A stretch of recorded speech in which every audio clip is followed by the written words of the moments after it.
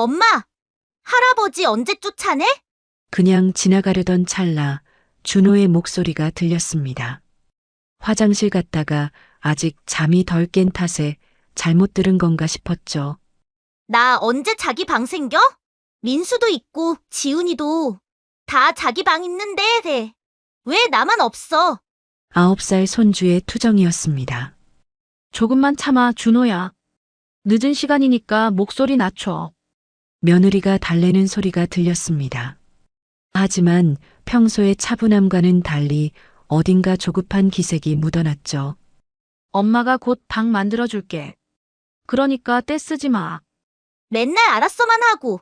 할아버지, 딴 데 보내고 내 방 준다며. 엄마, 거짓말쟁이. 김 씨는 벽에 기댔습니다. 다리가 후들거렸습니다. 이미 며느리와 손주 사이에 약속이 되어 있었던 겁니다. 그럼 아빠 방이라도 쓸래? 준호가 새로운 제안을 했습니다.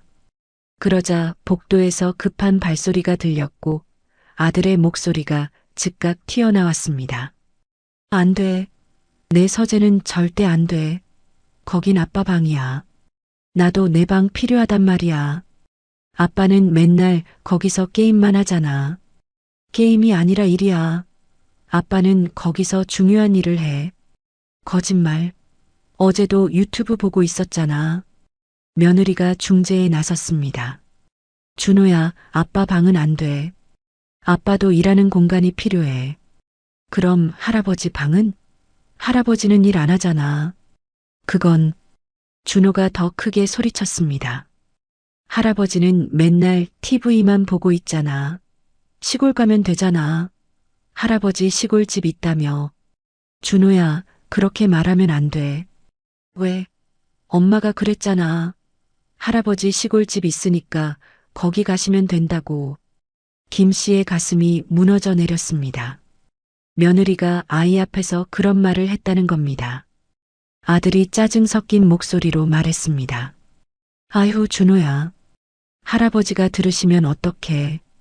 그냥 할아버지 시골 보내. 할아버지 때문에 우리 집 좁아. 친구들 부르기도 창피해.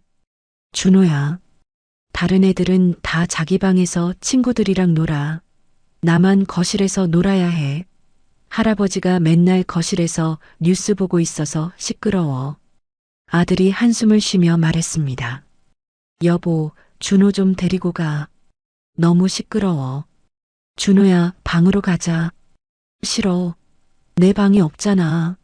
할아버지 방 줘. 준호가 바닥에 주저앉는 소리가 들렸습니다. 할아버지는 늙었잖아. 늙으면 시골 가는 거잖아. 김 씨는 믿을 수 없었습니다. 35살 먹은 아들이 9살짜리와 똑같은 투정을 부리고 있었습니다. 대학 등록금도 대주고 결혼 자금도 대주고 이 집에서 같이 살게 해준 아버지 앞에서 말입니다. 며느리의 한숨 소리가 들렸습니다. 여보, 아버님 어떡하지? 준호도 방 달라고 울고 당신도 서재 필요하고 방법이 없네. 방법이 없다. 그 말이 김 씨의 가슴을 후벼 팠습니다. 자신이 이 집의 문제였습니다. 처리해야 할 장애물이었죠. 시골에 집이라도 알아볼까? 요양원은 매달 돈이 많이 들어가잖아. 솔직히 아버님도 좀 알아서 눈치껏 나가주시면 좋을 텐데. 김 씨의 눈앞이 아찔했습니다. 그러게 말이야. 우리도 답답해 죽겠어. 아들의 동조가 이어졌습니다. 아버지가 계시니까 준호 친구들 데려오기도 눈치 보이고 우리도 편하게 TV 보기도 그렇고. 맞아. 거실에서 맨날 뉴스만 틀어놓으시니까 준호가 만화도 못 봐. 그것보다 우리 부부만의 시간도 필요한데. 엄마, 그럼 언제 할아버지한테 말할 거야? 준호가 재촉했습니다. 조만간 해야지. 근데 어떻게 말씀드리지? 그냥 건강 때문에 공기 좋은 데가 좋다고 하면 되잖아. 아들이 제안했습니다. 아니면 시골에 친구들도 많으니까 거기가 더 좋을 거라고 하든지. 그래도 서운해 하실 텐데. 그럼 어떡해? 준호도 크고 있는데. 사춘기 오기 전에 방 만들어줘야 하잖아. 며느리가 한숨을 쉬며 말했습니다. 당신이 그럼 요양원 좀 싼 데로 알아봐. 뭐, 내가 왜? 당신 아버지잖아. 싫어. 당신이 찾아. 나는 아빠한테 그런 말 하기 싫어. 며느리의 목소리가 높아졌습니다. 어머, 그럼 나는 쉽나? 시아버지한테 요양원 가시라고 하는 게? 그래도 여자가 이런 건 더 잘 알잖아. 당신 아버지잖아. 당신이 이런 건 해야지. 아들이 짜증 섞인 목소리로 대답했습니다. 아, 몰라. 나는 못해. 차마 그런 말은. 그러면서 뒤에서는 불편하다고 맨날 투덜거리잖아. 그건 그거고. 그럼 당신이 직접 말해. 나만 나쁜 사람 되라고? 요양원 비용이 얼마나 드는지 알아? 그래도 집에 계시는 것보다는 나을 거 아냐. 정부 지원도 있다던데. 아버지가 뭔가 모아둔 게 있을 거야. 평생 일하셨는데. 며느리가 신경질적으로 말했습니다. 그래도 뭐, 당신이 돈 더 벌어오든가. 아니면 당신이 아버님 모시든가. 왜 화를 내? 화가 안 나? 맨날 나만 시아버지 눈치 봐야 하고, 밥 차려드려야 하고, 빨래해드려야 하고. 그건 당연한 거 아니야? 당연한 게 어디 있어? 요즘 세상에 시부모 모시고 사는 집이 얼마나 된다고. 아들이 한숨을 쉬며 말했습니다. 일단 시골집부터 알아보자. 요양원은 너무 그렇잖아. 시골집도 돈이야. 전세든 월세든. 그럼 어떡하라고? 당신이 아버님께 말해. 건강 때문에 공기 좋은 데가 좋다고. 김 씨는 천천히 뒷걸음질을 치려다가 멈췄습니다. 온몸이 부들부들 떨렸습니다. 분노가 치밀어 올랐죠. 내가 왜 숨어야 하지? 내 집에서? 갑자기 무언가가 뚝 끊어지는 느낌이 들었습니다. 평생 참고 살아온 인내심의 끈이었죠. 김 씨는 안방 문을 쾅 열고 들어갔습니다. 이놈 새끼들, 왜 이렇게 버르장머리가 없어? 며느리가 깜짝 놀라 소파에서 벌떡 일어났습니다. 아, 아버님. 아들도 화들짝 놀라 뒤로 물러섰습니다. 아버지, 언제부터? 내가 짐짝이야? 짐짝이냐고. 김 씨의 목소리가 집 전체를 울렸습니다. 내가 이 집 주인이야. 내가, 너희가 감히 나를 쫓아내? 준호가 겁에 질려 울기 시작했습니다. 으앙, 엄마. 며느리가 준호를 안으려 했지만 김 씨가 소리쳤습니다. 움직이지 마. 거기서. 며느리가 얼어붙은 듯 멈췄습니다. 아버님, 저희가 그런 뜻은. 닥쳐. 방금 다 들었어. 요양원 찾는다고? 시골로 보낸다고? 아들이 더듬거리며 말했습니다. 아버지, 오해예요. 저희는 그냥. 오해? 내가 귀가 먹었냐? 내 마누라가 뭐라고 했는지 다 들었다고. 김 씨는 며느리를 노려봤습니다. 시아버지 눈치 없다고? 언제 나가냐고? 응? 며느리의 얼굴이 하얗게 질렸습니다. 아버님, 그건 제가 순간적으로 준호한테도 할아버지 시골 보내면 된다고 가르쳤겠네.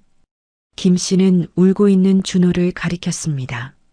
저 어린 것이 할아버지 냄새 난다고 기침 시끄럽다고 하는데도 가만히 있었지? 준호가 더 크게 울었습니다. 으앙, 무서워. 아들이 앞으로 나서려 했지만 김 씨가 손을 들어 막았습니다. 가만히 있어. 너도 마찬가지야. 내 애비한테 요양원 가라고? 그것도 싼 데로? 아버지, 정말 그런 뜻은. 내가 널 어떻게 키웠는데. 대학 보내려고 막노동하고 결혼 자금 대주려고 퇴직금 미리 받고. 김 씨의 목소리가 떨렸습니다. 새벽부터 밤까지 뼈 빠지게 일해서 이 집 샀는데 이제 와서 나를 쫓아내. 그리고는 쿵쿵 발소리를 내며 자기 방으로 들어갔습니다. 문을 쾅 닫는 소리가 집 전체를 울렸죠. 안방에는 충격에 빠진 가족들만 남았습니다.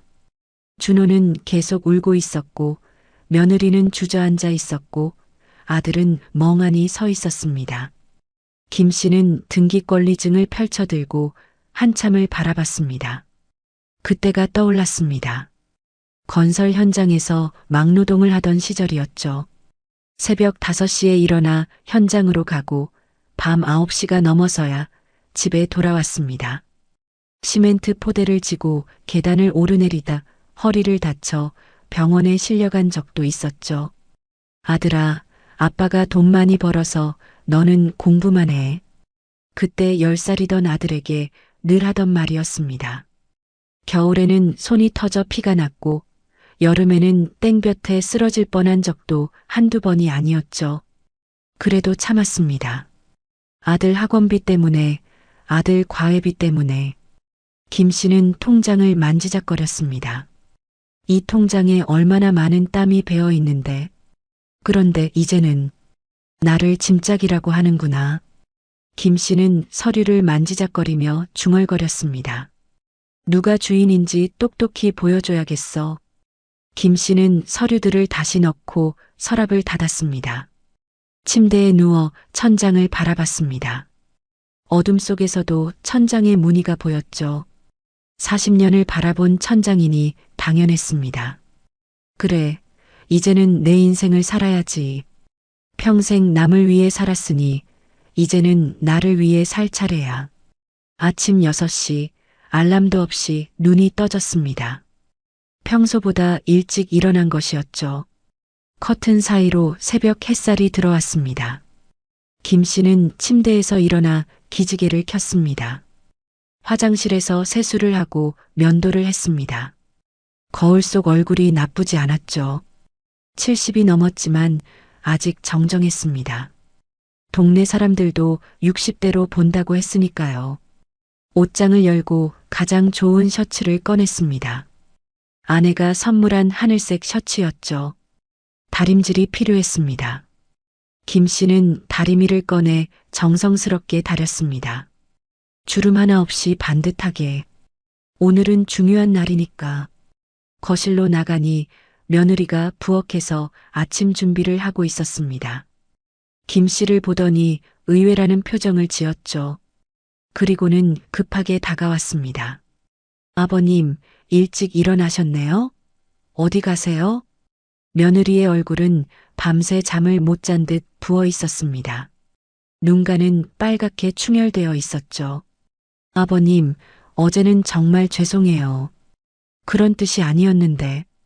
김 씨는 며느리를 쳐다보지도 않고 신발장으로 향했습니다. 며느리가 다급하게 따라왔습니다. 김 씨는 묵묵히 구두를 신었습니다. 아버님 좋아하시는 청국장 끓였는데 좀 드세요. 아침도 안 드시고 가시면. 며느리의 목소리가 떨렸습니다. 새벽부터 일어나서 끓였어요. 아버님이 좋아하시는 그 방법대로요. 된장도 듬뿍 넣고. 김 씨는 여전히 대답이 없었습니다. 김 씨는 차가운 눈으로 며느리를 바라봤습니다. 그 눈빛에 며느리가 움찔했죠. 비켜. 한마디였습니다. 김 씨는 현관문을 열었습니다. 저녁은 꼭 집에서 드세요. 아버님 좋아하시는 갈비찜 할게요. 문이 닫혔습니다. 부엌에서는 정성 들여 끓인 청국장이 식어가고 있었습니다. 밥상도 차려져 있었죠. 평소와 달리 반찬도 6가지나 놓여 있었습니다. 하지만 김 씨는 그 어느 것도 보지 않았습니다. 마음이 이미 떠난 사람에게 청국장이 무슨 소용이겠습니까? 부동산 앞에 도착했습니다. 행운 부동산이라는 간판이 보였죠. 유리문 너머로 젊은 직원이 보였습니다. 컴퓨터 앞에 앉아 무언가 열심히 보고 있었죠. 김 씨는 잠시 망설였습니다. 정말 이래도 되는 걸까? 하지만 새벽에 들은 그 말들이 다시 떠올랐습니다. 눈치껏 나가주시면 좋을 텐데. 문을 밀고 들어갔습니다. 자동문이 열리며 딸랑 소리가 났죠. 젊은 중개사가 고개를 들더니 벌떡 일어났습니다. 30대 초반쯤 되어 보였죠. 어서 오세요, 어르신. 무엇을 도와드릴까요? 김 씨는 잠시 침묵했다가 입을 열었습니다. 집 팔려고 하는데. 아, 네. 어디 집을 파시려고요? 혹시 투자용 부동산이신가요? 아니, 내가 사는 집. 중개사의 표정이 바뀌었습니다. 놀란 듯 했죠. 사시는 집을요? 그럼 이사 가실 집은 정하셨나요? 그건 나중에 생각하고 일단 팔고 싶어. 김 씨는 가방에서 등기권리증을 꺼내 테이블 위에 놓았습니다. 은하 아파트 101동 1502호. 33평형이야. 중개사가 서류를 확인하더니 컴퓨터로 시선을 옮겼습니다. 키보드를 두드리며 뭔가를 검색했죠. 어르신 성함이 김영수 씨 맞으시죠? 맞아. 가족분들이랑은 상의하셨나요? 김 씨가 손을 들어 말을 막았습니다. 내 이름으로 된 내 집이야. 가족 상의는 필요 없어. 아, 네. 알겠습니다. 중개사는 더 이상 묻지 않았습니다. 프로였죠. 집주인이 팔겠다는데 뭐라 할 수 없었습니다. 현재 시세가 이 정도입니다. 금매로 내놓으시면 좀 손해보실 수 있는데. 괜찮아. 빨리 팔고 싶어. 가능하면 이번 주 안에. 중개사의 눈이 반짝였습니다. 금매는 중개사에게 좋은 기회였죠. 알겠습니다. 최대한 빨리 진행하겠습니다. 서류 준비는 여기다 있어. 김 씨는 준비해온 서류를 모두 꺼냈습니다. 인감증명서, 등기부등본, 모든 게 완벽했죠. 중개사가 감탄했습니다. 어르신, 준비를 다 해오셨네요? 그래. 결심했으면 빨리 해야지. 중개사가 사진을 찍고 매물 등록을 하는 동안 김 씨는 창밖을 바라봤습니다. 오가는 사람들이 보였죠. 다들 바쁘게 살고 있었습니다. 어르신, 혹시 실례가 안 된다면 왜 급하게 파시는지 여쭤봐도 될까요? 김 씨는 중개사를 보며 씁쓸하게 웃었습니다. 눈칫밥 먹는 것보다 내 돈 갖고 내 마음대로 사는 게 낫지 않겠어? 아, 중개사는 더 묻지 않았습니다. 충분히 이해한다는 표정이었죠. 커피 한 잔 드릴까요? 그래, 고맙네. 중개사가 커피를 타오는 동안 김 씨는 핸드폰을 꺼냈습니다. 며느리가 올린 SNS를 봤죠. 아침 식탁 사진이 올라와 있었습니다. 행복한 아침이라는 해시태그와 함께 사진 속엔 김 씨의 자리가 없었습니다. 원래부터 없었던 것처럼. 어르신, 여기 커피요. 고맙네. 김 씨는 커피를 한 모금 마셨습니다. 쓴맛이 입안에 퍼졌죠. 하지만 나쁘지 않았습니다. 오히려 정신이 더 또렷해졌습니다. 그럼 연락드리겠습니다. 요즘 시장이 안 좋긴 해도 은하 아파트는 인기가 있어서 금방 나갈 겁니다. 그래, 부탁하네. 부동산을 나온 김 씨는 다시 천천히 집으로 향했습니다. 하늘이 맑았습니다. 구름 한 점 없는 가을 하늘이었죠. 집에 돌아오니 아들이 출근 준비를 하고 있었습니다. 김 씨를 보자 움찔하며 넥타이를 매만졌죠. 아버지, 어디 다녀오세요? 김 씨는 대답 없이 신발을 벗었습니다. 날씨가 좋네요. 산책 다녀오셨어요? 아들이 머쓱하게 김 씨 주변을 서성였습니다. 눈치를 보며 말을 꺼냈죠. 아버지, 어제 일은. 김 씨는 아들을 스쳐 지나가며 자기 방으로 향했습니다. 아버지, 잠깐만요. 제 말 좀 들어보세요. 아들이 따라왔습니다. 어제는 정말 그런 뜻이 아니었어요. 준호가 자꾸 때를 써서, 그리고 와이프도 순간적으로 화가 나서 그런 거지. 김 씨는 여전히 묵묵부답이었습니다. 방문 손잡이를 잡았죠. 아버지, 제발이요. 한 번만 용서해 주세요. 그때 며느리가 준호를 끌고 왔습니다. 준호야, 할아버지한테 빨리 사과드려야지. 준호는 뒤로 숨으려 했습니다. 싫어. 뭐가 싫어? 어제 할아버지한테 못된 말 했잖아. 준호는 고개를 숙이고 입을 삐죽거렸습니다. 싫어. 안 해. 준호야. 며느리가 다급한 목소리로 준호의 어깨를 잡았습니다. 어젯밤에 할아버지한테 사과한다고 했잖아. 할아버지 용서해달라고 하기로 했잖아. 그때는 그랬는데 지금은 싫어. 김 씨는 차가운 눈으로 그 광경을 바라봤습니다. 아들이 준호 앞에 쭈그려 앉았습니다. 준호야, 할아버지한테 미안하다고 해. 왜 내가 미안해? 할아버지가 무서운데. 어제 할아버지한테 나쁜 말 했잖아. 엄마가 먼저 했잖아. 엄마가 할아버지 시골 보내자고 했잖아. 며느리의 얼굴이 빨개졌습니다. 준호야, 그건 맞잖아.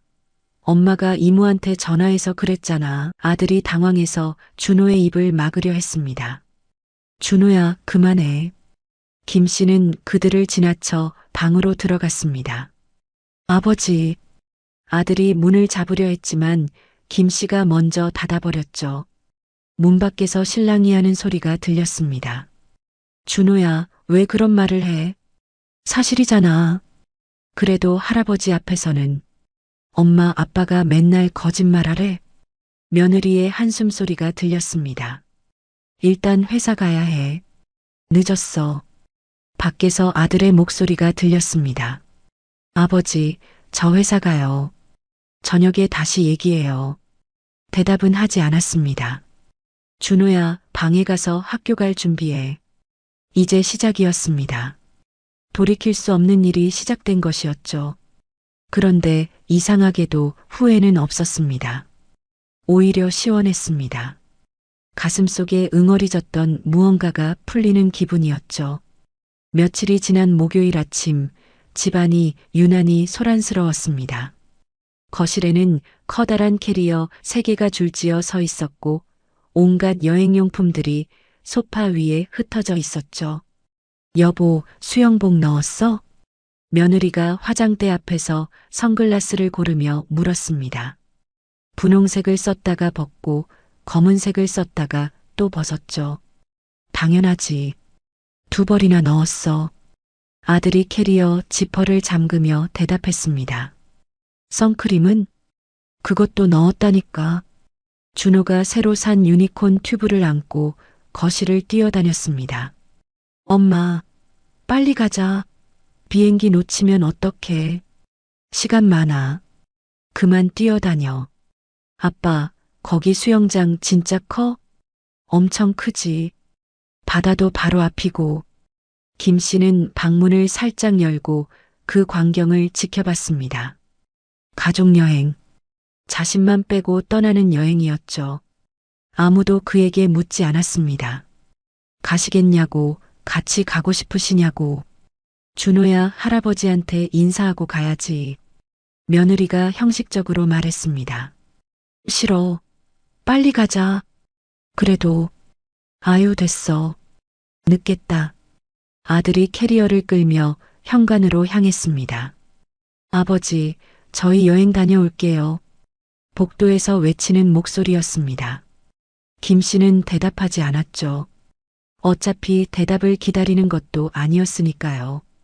현관문이 쾅 닫히고 집안이 조용해졌습니다.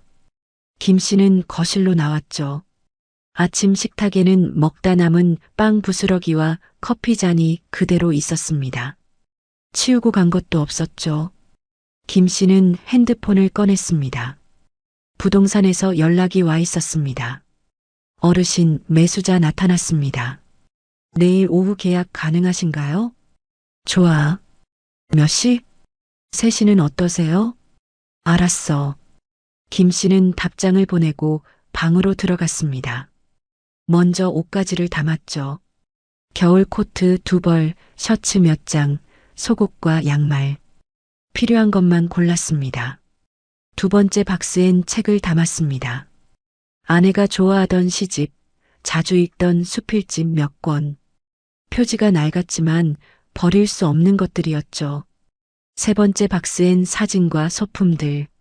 아내 사진은 조심스럽게 신문지로 감쌌습니다. 결혼 사진도 넣었죠. 정년퇴직 때 받은 만년필 세트도 함께 넣었습니다. 그렇게 5개의 박스가 만들어졌습니다. 70평생이 박스 5개로 정리됐죠. 초인종이 울렸습니다. 용달 기사들이었죠. 20살 남짓한 청년 둘이 들어왔습니다. 어르신, 이사 가시나 봐요. 어디로 가세요? 일단 짐만 빼줘. 네. 그럼 어디로 옮기죠? 저기 아래 주차장에 세워둬. 내가 내려갈게. 청년들이 의아한 표정을 지었습니다. 그럼 뭐부터 옮길까요? 냉장고요? 아니, 박스만. 5개뿐이야. 김 씨가 박스들을 가리켰습니다. 그게 다예요? 가구는요? 세탁기는? 다 놔두고 가. 아니, 어르신. 이런 좋은 가전제품을. 필요 없어. 박스만 옮겨줘. 청년들은 고개를 갸웃거리며 박스를 날랐습니다. 가벼운 짐이라 금방 끝났죠. 어르신, 정말 이게 다예요? 한 청년이 거실을 둘러보며 물었습니다. 저 큰 TV도 안 가져가세요? 그래. 다 두고 가. 수고비는? 김 씨는 5만 원짜리 2장을 꺼냈습니다.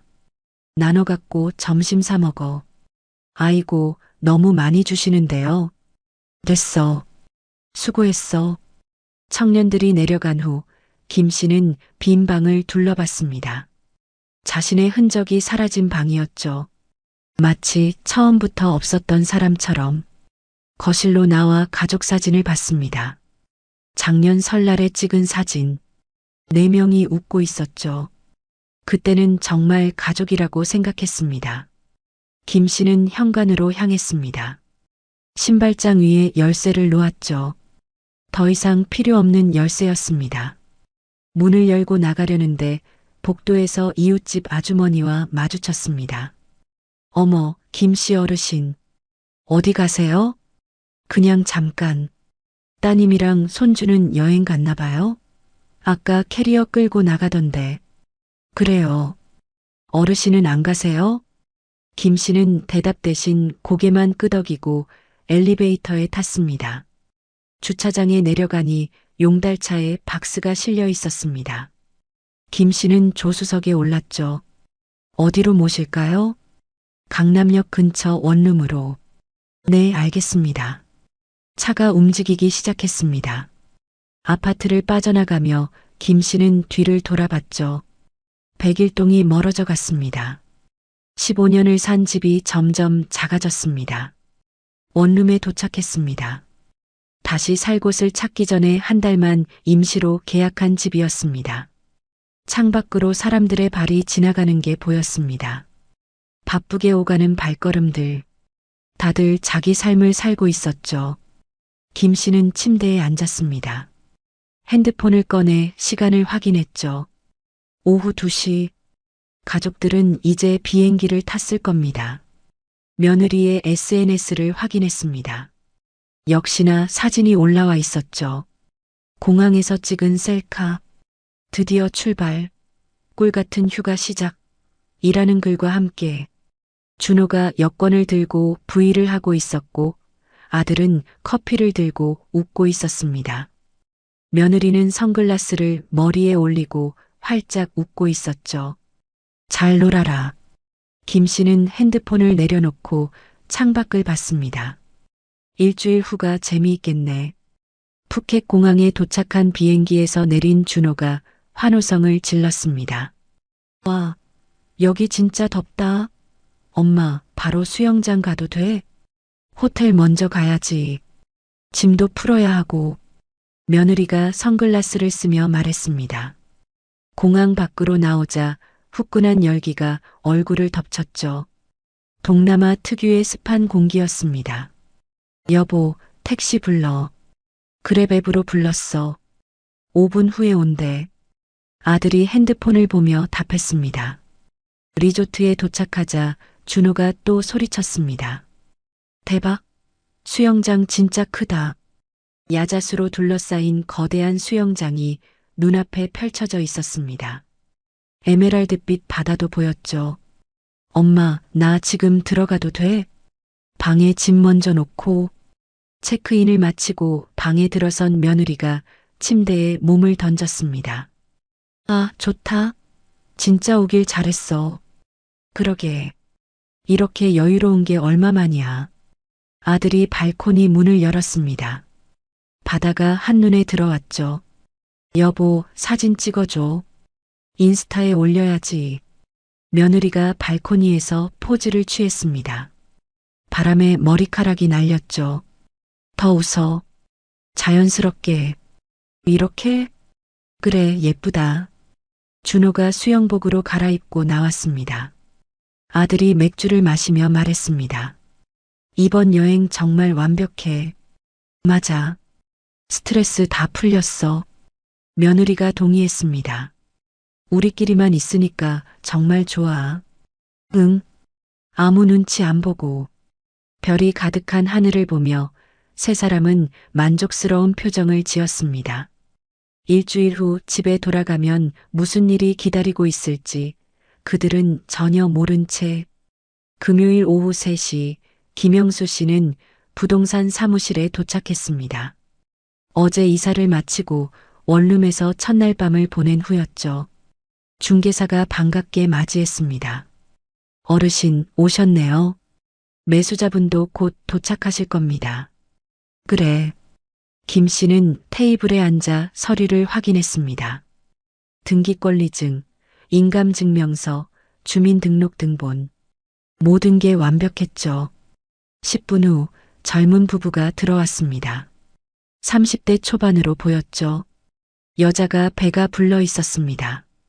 임신한 모양이었습니다. 안녕하세요. 집 정말 깨끗하게 관리하셨더라고요. 여자가 밝게 웃으며 말했습니다. 아이 낳고 키우기 좋을 것 같아요. 김 씨는 그 말에 잠시 옛날을 떠올렸습니다. 자신도 그 집에서 아들을 키웠으니까요. 하지만 이내 고개를 저었죠. 지난 일이었습니다. 중개사가 계약서를 펼쳤습니다.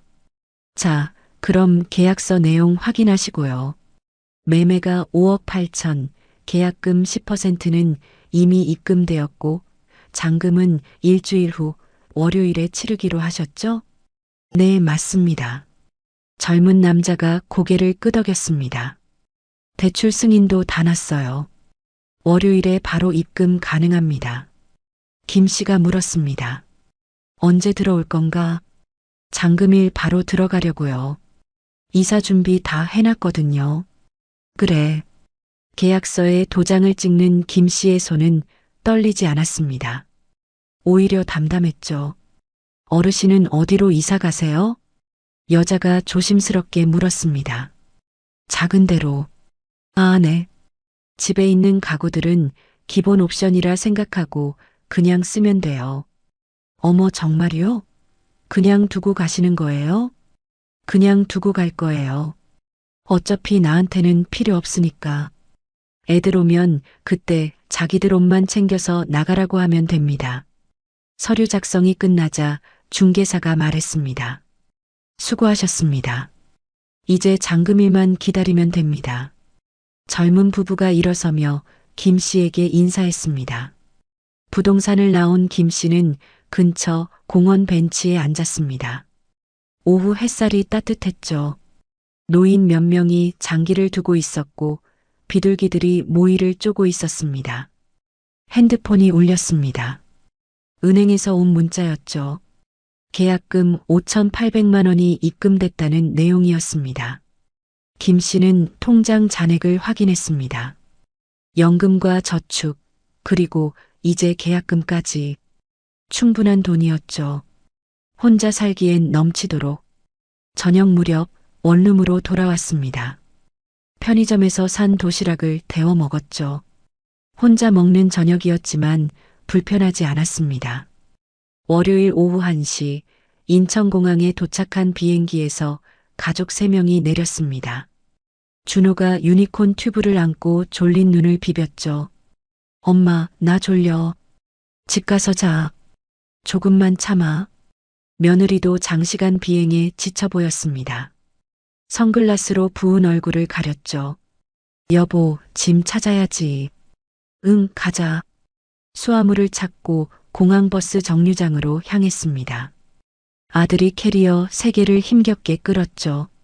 그래도 집이 좋지. 편한 내 침대가 그리웠어. 맞아. 빨리 가서 쉬고 싶다.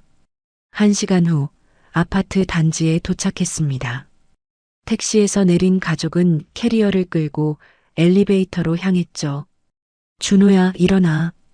다 왔어. 벌써? 15층에 도착했습니다.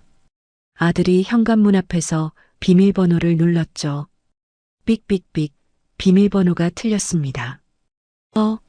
다시 눌렀습니다. 삑삑삑, 비밀번호가 틀렸습니다. 이상하네. 왜 이래? 며느리가 다가왔습니다. 뭐야? 왜 안 열려? 비밀번호가 안 맞아. 그럴 리 없는데. 비켜봐. 며느리가 직접 눌렀지만 결과는 같았습니다. 미친, 왜 이래? 준호가 짜증을 냈습니다. 엄마, 빨리 문 열어. 나 화장실 가고 싶어. 잠깐만, 준호야. 아들이 당황해서 핸드폰을 꺼냈습니다. 아버지한테 전화해 볼게. 신호음이 길게 이어졌지만 받지 않았습니다. 안 받네. 어떻게?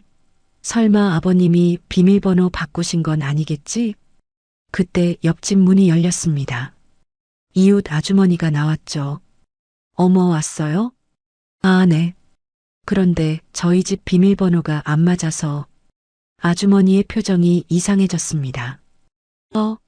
근데 아까 이사 오던데? 이사요? 네. 젊은 부부가 짐 들고 왔길래 이사 오나 보다 했죠. 며느리의 얼굴이 하얗게 변했습니다.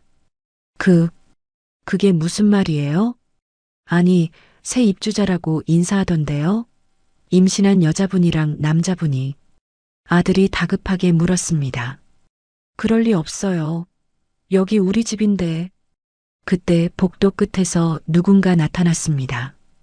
부동산 직원이었죠. 혹시 101동 1502호 전에 사셨던 분들이신가요? 네. 전에 살았다니요? 우리 집인데요. 직원이 난감한 표정을 지으며 서류를 꺼냈습니다. 일주일 전에 매매 계약이 완료됐는데요. 오늘 새 주인분이 입주하셨어요. 뭐라고요? 아들의 목소리가 복도에 울려 퍼졌습니다. 그게 무슨 말이에요? 누가 우리 집을 팔아요? 김영수 어르신이 직접 오셔서. 아버지가? 며느리가 다리를 풀썩 주저앉았습니다. 준호가 울기 시작했죠. 엄마, 우리 집 어디 갔어? 내 장난감은? 잠깐만. 아들이 떨리는 손으로 다시 아버지에게 전화를 걸었습니다. 이번엔 받았죠. 아버님, 우리 집을 왜 팔아요? 김 씨의 차분한 목소리가 들렸습니다. 니네 집? 웃기지 마라. 대출이랑 관리비도 내가 냈냐? 내가 다 냈잖아. 그래도 저희 추억이 있잖아요. 준호가 태어난 집이고 우리가 10년을 산 집인데 추억이면 사진으로 보거라. 아버님, 이렇게 일방적으로 하시면 저희는 어디서 살라는 건데요? 준호는 어쩌고요? 그건 내 알 바가 아닌데? 뭐라고요? 왜 그러세요, 정말? 복도에 서 있던 이웃들이 하나둘 구경하러 나왔습니다. 며느리의 울음소리가 커졌죠. 아버님, 너무하세요. 왜냐고? 안방에서 내가 말했잖냐. 시골집 알아볼까? 요양원 돈 나가 하면서 아버님 눈치 있으면 나가줬으면 좋겠다고. 며느리가 말을 더듬었습니다. 그건 그래서 눈치 있게 나가줬다. 근데 빈손으론 안 나갔다. 내 집은 가져가야지. 전화가 끊겼습니다. 아들이 주저앉았습니다. 캐리어가 쓰러지며 바닥에 쿵 소리를 냈죠. 이게 뭐야? 이게 진짜 뭐야? 준호가 더 크게 울었습니다. 엄마, 우리 집 돌려줘. 내 방은? 내 장난감은? 부동산 직원이 조심스럽게 다가왔습니다. 정말 죄송한데요.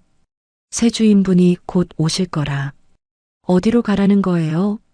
아들이 소리쳤습니다. 우리 짐은 다 어디 있어요? 가구는?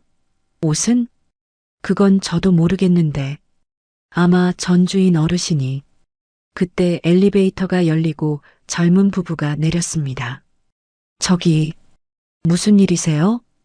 우리가 여기 살던 사람들이에요. 우리 집인데. 며느리가 울부짖었습니다. 젊은 여자가 당황했습니다. 저희가 정식으로 계약해서 산 집인데요. 그게 아니라 우리 아버지가 우리 허락도 없이. 죄송하지만 그건 저희가 알 바 아니에요.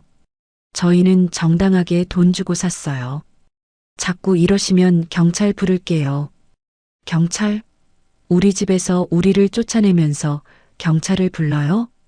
아들이 격분했지만 이미 게임은 끝난 상태였습니다.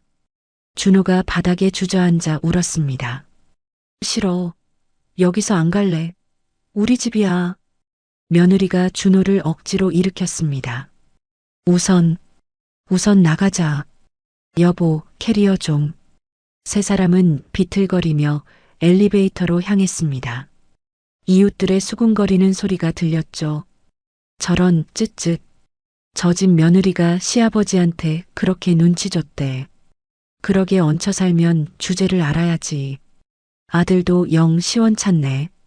아파트 입구에 나온 가족은 캐리어를 끌고 멍하니 서 있었습니다. 갈 곳이 없었죠. 모텔이라도 가자. 아들이 지친 목소리로 말했습니다. 돈은? 카드 있잖아. 한도 다 썼어. 여행 때문에. 둘은 서로를 바라봤습니다. 친정에 갈까? 미쳤어? 이런 꼴로. 준호가 또 울기 시작했습니다. 배고파. 집 가고 싶어. 며느리가 핸드폰을 꺼내 다시 전화를 걸었습니다. 아버님, 제발. 오늘 하루만이라도 저희 좀 재워주세요. 준호 핑계 대지 마라. 내가 보고 싶은 건 내 집이지. 내 얼굴이 아니잖아. 아버님, 그리고 하나 더. 준호한테 전해라. 이제 방 생겼다고. 할아버지 방 말고 진짜 내 방. 축하한다고. 전화가 또 끊겼습니다. 해가 저물고 있었습니다. 세 사람은 캐리어를 끌고 걷기 시작했습니다.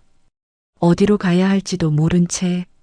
다음 날, 며느리에게서 온 문자였습니다. 아버님, 어디 계세요? 준호가 보고 싶대요. 김 씨는 그 문자를 보고 피식 웃었습니다.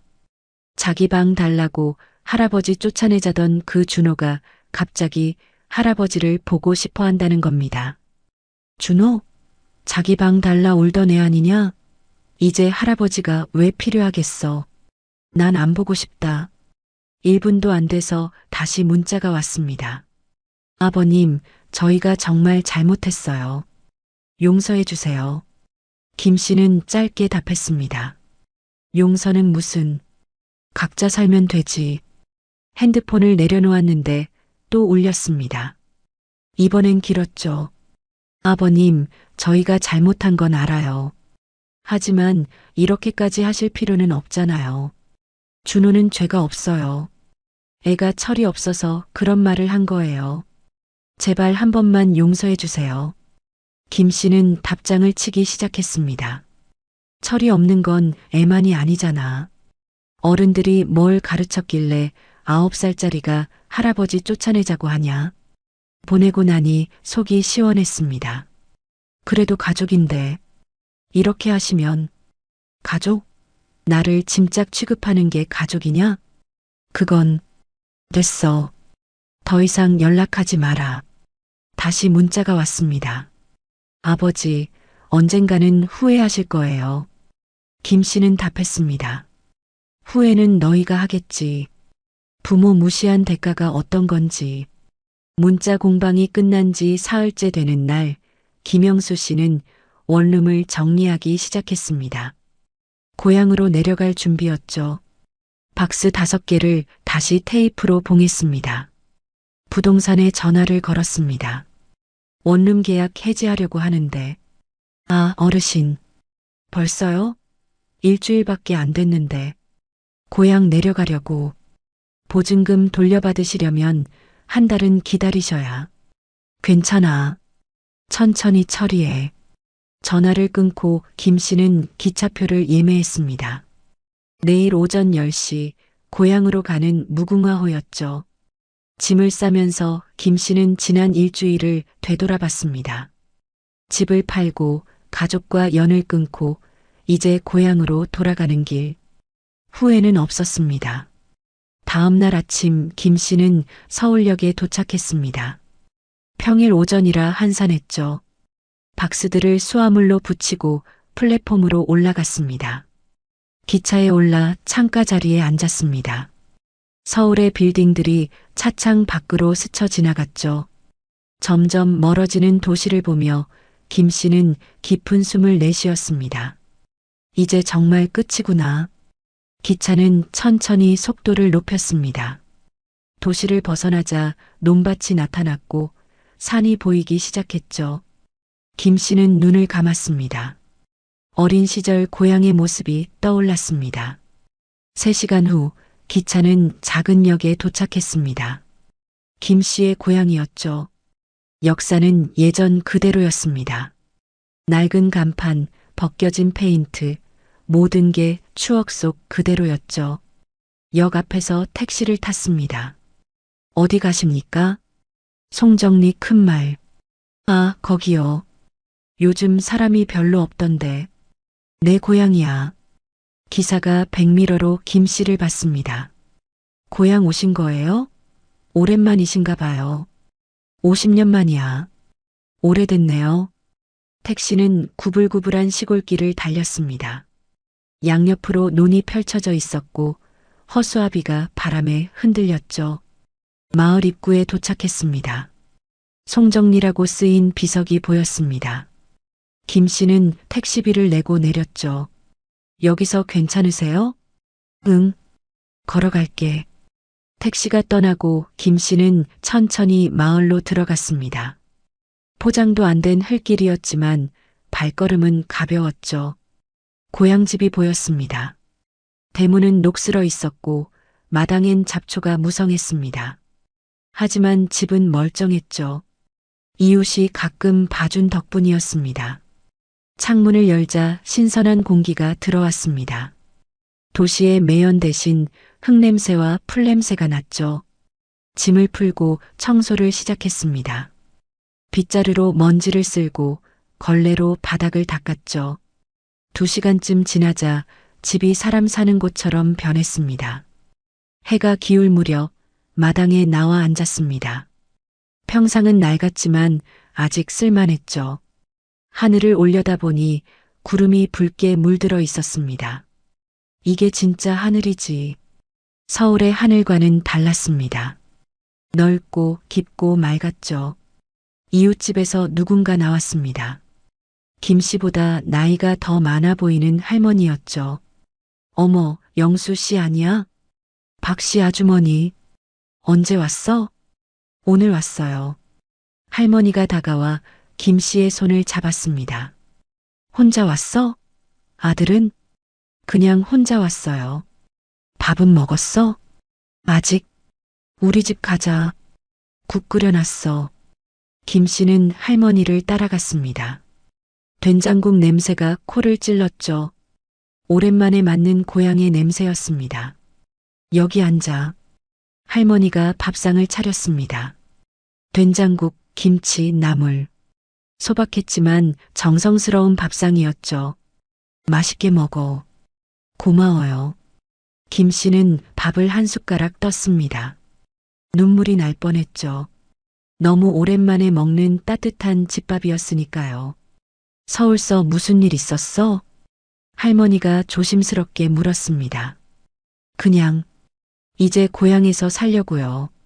잘했어. 여기가 좋지.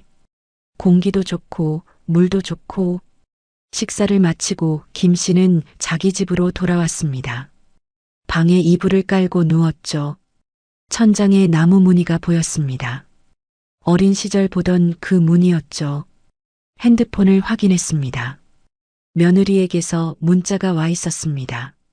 아버님, 어디 계세요? 연락 좀 주세요. 김 씨는 답하지 않고 핸드폰을 끄습니다. 고향에 돌아온 지 며칠이 지났습니다. 김영수 씨는 집 정리를 마치고 장터를 보러 나갔죠. 5일장이 서는 날이었습니다.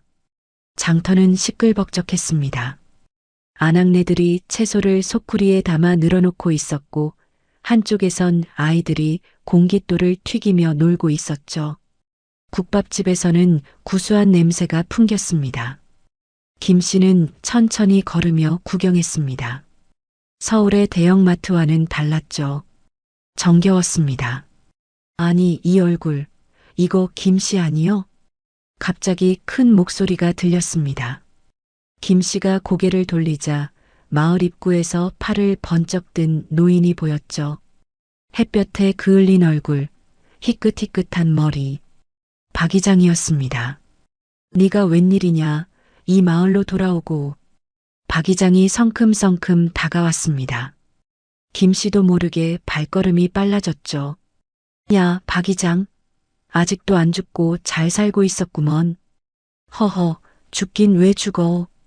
두 노인은 서로의 어깨를 부둥켜 안았습니다. 60년 우정이었죠. 초등학교 때부터 함께 자란 친구였습니다. 언제 왔냐? 며칠 됐어. 며칠이나 됐는데 이제 나타나? 섭섭하게 시리. 집 정리하느라 바빴어. 박 이장이 김 씨를 위아래로 훑어봤습니다. 도시 사람 다 됐네. 옷도 번지르르 하고. 무슨 소리야? 그냥 셔츠 하나 입은 건데. 서울서는 잘 살았냐? 김 씨가 잠시 말을 멈췄다가 답했습니다. 그냥 그랬지. 박 이장이 김 씨의 표정을 읽었는지 더 묻지 않았습니다. 대신 팔을 잡아 끌었죠. 가자. 막걸리나 한잔하자. 이 시간부터? 시간이 뭐가 중요해. 친구 만났는데. 박 이장은 김 씨를 장터 국밥집 뒤편 평상으로 끌고 갔습니다. 오래된 나무 평상에는 이미 동네 노인 몇 명이 앉아 있었죠. 야들, 김 씨 왔다. 서울서 돌아왔어. 노인들이 반갑게 맞이했습니다. 아이고, 김 씨. 몇 년 만이요? 얼굴이 좋아 보이네. 서울 물이 좋았나? 앉아. 술 한잔 하자. 김 씨는 빈자리에 앉았습니다. 탁자 위에는 막걸리 주전자와 사발이 놓여 있었죠. 박 이장이 사발에 하얀 막걸리를 가득 부었습니다. 자, 김 씨 귀향 축하다. 뭔 축하야? 그래도 고향 돌아왔으니 축하지. 김 씨는 사발을 받아 단숨에 들이켰습니다. 시원한 막걸리가 목구멍을 타고 내려갔죠. 가슴속 응어리가 함께 씻겨 내려가는 기분이었습니다. 야, 좋다. 그렇지? 서울 막걸리랑은 다르지? 비교가 안 되지. 옆에 앉은 최 노인이 안주를 건넸습니다. 부추전이었죠. 먹어봐. 우리 마누라가 부친 거야. 고맙네. 김 씨가 부추전을 한 입 베어 물었습니다. 바삭하고 고소했죠. 맛있네. 그럼 우리 마누라 부추전은 일품이지. 박 이장이 물었습니다. 그래서 이제 여기서 살 거냐? 그래. 집도 팔고 내려왔어. 집도 팔았어? 서울집을? 응. 아니, 비싼 서울집을 왜 팔아? 김 씨가 사발을 내려놓고 한숨을 쉬었습니다. 팔 수밖에 없었어. 최 노인이 혀를 찼습니다. 아이고, 그게 무슨 일이야. 그것도 모자라서 손주 녀석이 자기 방 달라고 할아버지 언제 쫓아내냐고 하더라고. 뭐, 9살짜리가? 그래. 엄마한테 할아버지 빨리 내보내라고 떼쓰는 걸 내가 직접 들었어. 박 이장이 막걸리를 벌컥 들이켰습니다. 에이씨, 자식 키워봤자 소용없네 진짜. 그래도 자식이 그러면 안 되지. 옆에 있던 정 노인이 끼어들었습니다. 나도 비슷해. 아들네 집에 갔더니 냉장고도 함부로 못 열겠더라. 물 한 잔 먹으려면 눈치 봐야 하고. 내 아들놈도 그래. 돈 좀 번다고 이제는 아버지 무시해. 명절 때 오면 용돈이나 타가려고 오는 거지. 날 보러 오는 게 아니야. 그나마 오기라도 하면 다행이지. 김 씨가 씁쓸하게 웃었습니다. 우리 아들은 여행 갈 때 나한테는 말도 안 했어. 가족끼리 간다면서 나만 빼고 갔다니까. 진짜? 그래. 내가 그 집 주인인데 나만 빼놓고 동남아로 놀러 갔어. 박 이장이 주먹으로 탁자를 쳤습니다. 아이고, 천벌 받을 놈들. 자식 교육을 어떻게 시켰길래. 내가 뭘 잘못 키웠나 싶어서 속상하더라. 김 씨의 목소리가 떨렸습니다. 대학도 보내주고 결혼 자금도 대주고 집에서 같이 살게 해줬는데 이제는 나를 짐짝 취급해. 짐짝이라니. 며느리가 그랬어. 시아버지 눈치 있으면 알아서 나가주면 좋겠다고. 요양원은 돈이 많이 드니까 시골집이나 알아보자고. 노인들이 모두 침묵했습니다. 각자 비슷한 경험이 있었기 때문이죠. 박 이장이 김 씨의 어깨를 두드렸습니다. 김 씨야, 너무 상심하지 마. 요즘 자식들 다 그래. 알아. 근데 서운하더라고. 당연히 서운하지. 평생 뼈 빠지게 키웠는데. 최 노인이 덧붙였습니다. 우리 때는 부모님 모시는 게 당연했는데 요즘은 부모가 짐이래. 그래서 내가 집 팔고 나왔어. 내 집에서 눈치 보며 살 바에는 차라리 혼자 사는 게 낫겠다 싶어서. 박 이장이 다시 막걸리를 따르며 말했습니다. 잘했어. 자식 키워봤자 아무 소용없어. 우리끼리 재미있게 살면 되지. 맞아. 자식은 자식 인생, 우리는 우리 인생이야. 박 이장이 분위기를 바꿨습니다. 그래, 잘했어. 여기가 사람 사는 데지. 서울은 삭막해. 맞아. 자식들한테 치이는 것보다 친구들이랑 술잔 기울이는 게 훨씬 낫지. 그리고 너 집 판 거 진짜 잘한 거야. 내 집에서 눈치 보고 사는 게 뭐냐? 그럴 바에는 작은 집이라도 내 공간에서 편하게 사는 게 100번 낫지. 김 씨가 처음으로 환하게 웃었습니다. 김 씨가 주전자를 들어 모두의 사발에 막걸리를 따랐습니다. 그래도 우리끼리는 있잖아. 그렇지. 친구가 최고야. 사발들이 부딪히는 소리가 경쾌했습니다. 해가 기울어갈 무렵까지 막걸리 주전자는 계속 비워지고 채워졌습니다. 김 씨는 취기가 올라 콧노래를 흥얼거렸죠. 박 이장이 장단을 마쳤습니다. 그래, 인생 뭐 있어. 즐겁게 살다 가는 거지. 맞아. 평상에 앉은 노인들의 웃음소리가 장터에 울려 퍼졌습니다. 너 내일부터 우리랑 화투 칠래? 최 노인이 제안했습니다. 화투? 좋지. 매일 정자에서 치는데 와. 알았어. 박 이장이 김 씨의 어깨를 두드렸습니다. 그리고 우리 마을 노인회장 자리 비어 있는데 네가 해봐. 에이, 무슨 회장이야. 아니야. 네가 서울서 살았으니까 아는 것도 많고. 딱이야. 그런 거 귀찮아. 생각해봐. 월급도 나와. 월급은 무슨. 노인들이 웃었습니다. 저녁이 되자 막걸리 자리는 파했습니다. 김 씨는 비틀거리며 일어섰죠. 나갈게. 조심해서 가. 내일 정자에서 봐. 집에 돌아와 대문을 열자 조용한 마당이 그를 맞았습니다.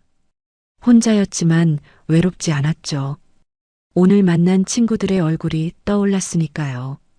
그날도 정자에서 화투를 치고 있었습니다. 김 씨가 또 이겼죠. 아이고, 또 졌네. 최 노인이 한숨을 쉬었습니다. 김 씨, 너 서울서 화투 학원이라도 다녔냐? 그냥 운이 좋은 거야. 박 이장이 담배를 피우며 말했습니다. 근데 김 씨, 그 낡은 집에서 계속 살 거야? 왜? 아니, 돈도 있는데 좀 깨끗한 데서 살지. 김 씨가 화투패를 내려놓았습니다. 그러고 보니 그렇네. 집이 너무 낡긴 했어. 리모델링이라도 해야 하는 거 아니야? 최 노인이 제안했습니다. 리모델링보다는 사실 새 집에서 살고 싶긴 해. 김 씨가 박 이장을 봤습니다. 야, 이 근처에 좀 좋은 집 없냐? 좋은 집? 어떤 집을 원하는데? 너무 크지 않고 깨끗하고 마당 있는 집. 박 이장이 턱을 쓸며 생각했습니다. 아, 있다. 이 마을 끝에 새로 지은 집이 하나 있어. 새로 지은 집? 응. 작년에 지었는데 주인이 도시로 떠나서 비어 있어. 김 씨의 눈이 반짝였습니다. 진짜? 볼 수 있을까? 화투판을 정리하고 두 노인은 마을 끝으로 향했습니다. 10분쯤 걸어가니 깔끔한 단층 집이 나타났죠. 크림색 벽에 주황색 기와를 얹은 예쁜 집이었습니다. 오, 괜찮네. 김 씨가 감탄했습니다. 그렇지?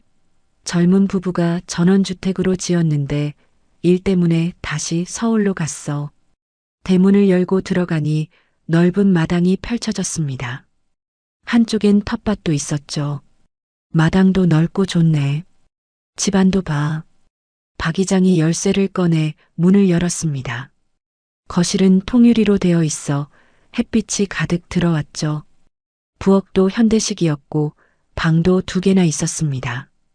완전 신축이네. 바닥 난방도 되고 화장실도 깨끗해. 김 씨는 집안을 둘러봤습니다. 서울 아파트와는 다른 아늑함이 있었죠. 얼마야? 한 2억 정도 할 거야. 땅값 포함해서. 김 씨는 계산을 해봤습니다.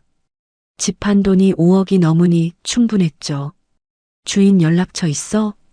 당연하지. 내가 연락해 줄게.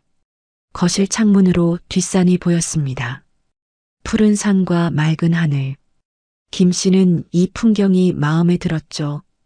바로 그때 옆집 대문이 열리는 소리가 들렸습니다. 누가 왔나 했더니 할머니 한 분이 나오더니 김 씨를 보고 눈이 휘둥그레졌습니다. 어머, 영수야? 김영수? 김 씨도 놀라서 돌아봤습니다. 낯익은 얼굴이었죠. 순이? 박순이? 어머나, 맞네. 진짜 영수네. 순이가 급하게 다가왔습니다. 주름진 얼굴이었지만 눈매는 여전히 어릴 적 그대로였죠. 이게 얼마만이야? 50년? 60년? 졸업하고 처음 보는 거 아니야? 두 사람이 서로의 손을 잡았습니다. 아이고, 영수야. 너도 여기 살아? 응, 나 여기 산지 10년 됐어. 근데 너는 서울 간다고 하고 소식이 없더라. 박 이장이 옆에서 웃었습니다. 뭐야, 둘이 아는 사이였어? 초등학교 같은 반이었어.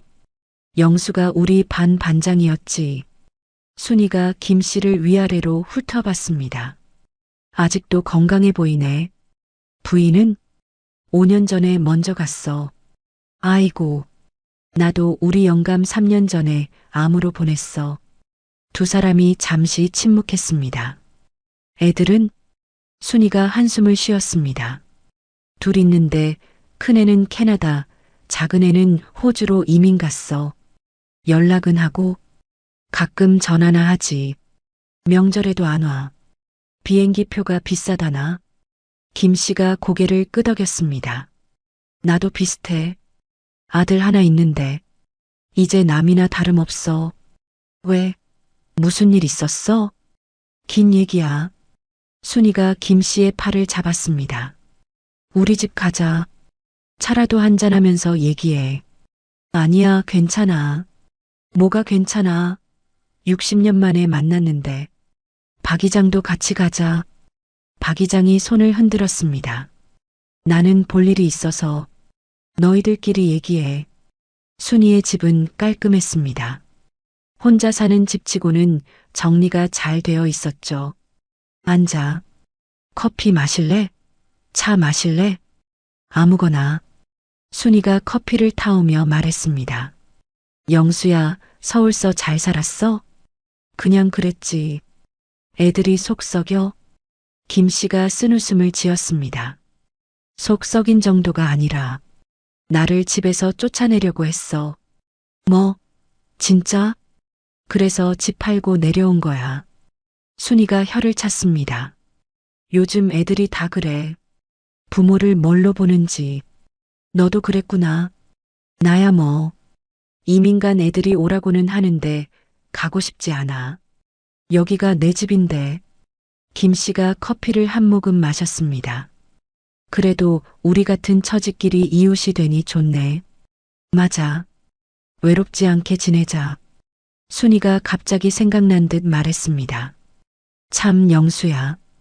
기억나? 우리 운동회 때 2인 삼각같이 뛰었잖아. 아, 맞다. 내가 자꾸 넘어져서 꼴찌했지. 뭐야? 내가 발이 안 맞았잖아. 두 사람이 웃었습니다. 60년 전으로 돌아간 듯 했죠. 그때 참 좋았는데.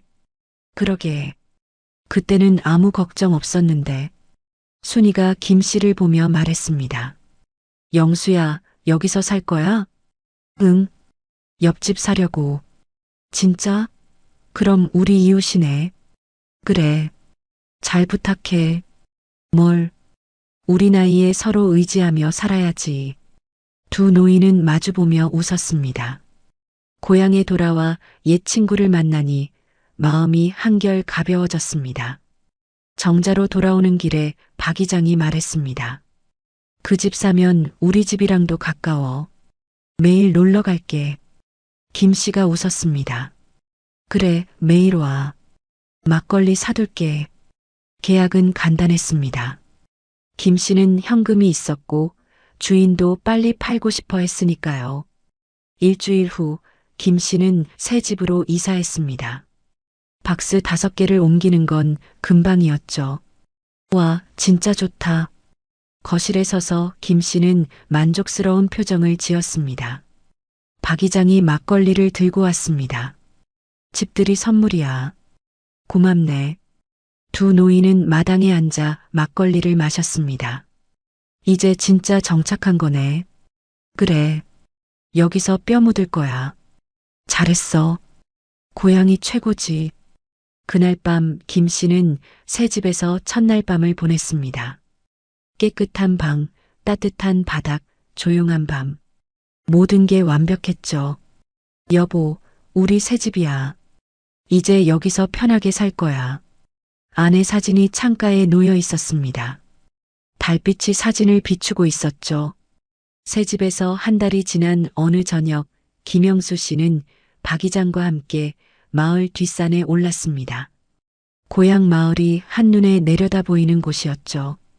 저녁 노을이 두 사람의 그림자를 길게 느렸습니다. 김 씨, 후회 안 해? 박 이장이 담배를 피우며 물었습니다. 뭘? 가족이랑 연 끄는 거. 김 씨는 저 멀리 보이는 산등성이를 바라보며 한참을 생각했습니다. 그리고 천천히 입을 열었죠. 후회? 아니다. 오히려 일찍 깨달았어야 했어. 피로 이어진 게 가족이 아니라 마음으로 이어진 게 가족이란 뜻이야. 그래, 맞는 말이네. 둘은 나란히 바위에 앉았습니다. 발 아래로 마을의 불빛들이 하나둘 켜지기 시작했죠. 있잖아, 박 이장. 응? 내가 서울에서 지낼 때는 항상 남의 눈치를 봤어. 며느리 눈치, 아들 눈치, 손주 눈치까지. 내 집인데도 내가 주인이 아니었지. 힘들었겠네. 그런데 여기 와서는 달라. 내 집에서 내 마음대로 내 친구들과 살고 있잖아. 이게 진짜 집이야. 박 이장이 김 씨의 어깨를 두드렸습니다. 그래, 집은 건물이 아니라 마음이 편한 곳이지. 김 씨는 주머니에서 핸드폰을 꺼냈습니다. 며느리에게서 또 문자가 와 있었죠. 아버님, 명절인데 찾아뵐게요. 준호가 할아버지 보고 싶다고. 김 씨는 잠시 망설이다가 답장을 쳤습니다. 오지 마라. 우리는 이제 남이다. 각자 잘 살자. 보내고 나니 마음이 편했습니다. 미련도 원망도 없었죠. 김 씨, 내려가자. 저녁 먹어야지. 그래. 두 노인은 산을 내려갔습니다. 마을 입구에서 김 씨는 멈춰서서 뒤를 돌아봤죠. 저 멀리 공동묘지가 보였습니다. 아내가 잠든 곳이었죠. 여보, 나 이제 집에 왔소. 진짜 우리 집에. 별이 하나둘 떠오르는 하늘 아래, 김 씨는 자신의 새 집으로 걸어갔습니다. 현관문을 열자 따뜻한 온기가 그를 맞았죠. 드디어 집에 왔구나. 김영수 씨는 그날 밤 아주 편안하게 잠들었습니다. 내일도 친구들과 막걸리를 마시고 화투를 치고 웃고 떠들 것입니다. 그것이 그가 찾은 진짜 행복이었으니까요. 오늘 이야기 어떠셨나요? 가족이라는 이름으로 상처받고 계신 분들, 눈치 보며 살고 계신 어르신들께 작은 위로가 되었으면 합니다. 진짜 집은 건물이 아니라 마음이 편안한 곳이라는 걸, 진짜 가족은 혈연이 아니라 마음으로 이어진 사람들이라는 걸 기억해 주세요. 다음에도 마음을 울리는 이야기로 찾아뵙겠습니다.